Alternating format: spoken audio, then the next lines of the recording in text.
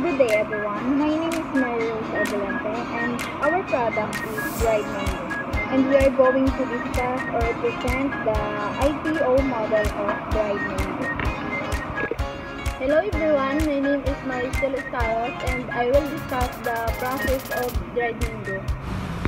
This is how to process the dried mango. Mango are peeled, sliced, and sometimes treated with sugar or other ingredients. Dehydration. Sliced or dried using methods like dehydrators, ovens, air fryers, or sun drying.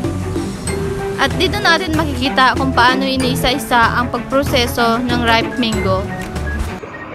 Good day everyone, my name is Jane Cavita. I will discuss the output process with innovation technology. Of dried mango, we have 3 examples of innovation technology. First is solar drying, dehydrators, freeze drying. Ang pinakabis na example is yung oven drying. The mangoes can be placed in the oven at low temperatures around 50 to 70 degrees Celsius to dry. It is important to monitor them closely to avoid burning. Hello everyone, my name is Jeremy Ganinsyal. So, nakita po natin kung paano yung processing ng technology at kung paano po ito siya napapadali. So, makikita po natin dito sa video kung paano nga natin nagagawa o napaprocess yung isang mango to dry mango na.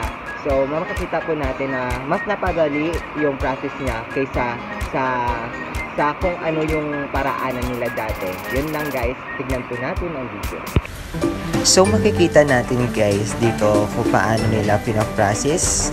Nagamit yung technology processing sa dry mango. So, nilalagay nila dito pagtapos nila ng pagsasalansan ng mango, ay nilalagay nila doon sa isang drying area nila na which is ito yung oven drying na tinatawag, at ilang hours nila itong pinapatuyo dito at pagtapos pinapackage nila ulit at inaipon sa isang area na may balot ng tila at nilalagay doon sa isang balde na kung saan 24 hours nila itong i-stack sa isang lugar na hindi nagagalaw.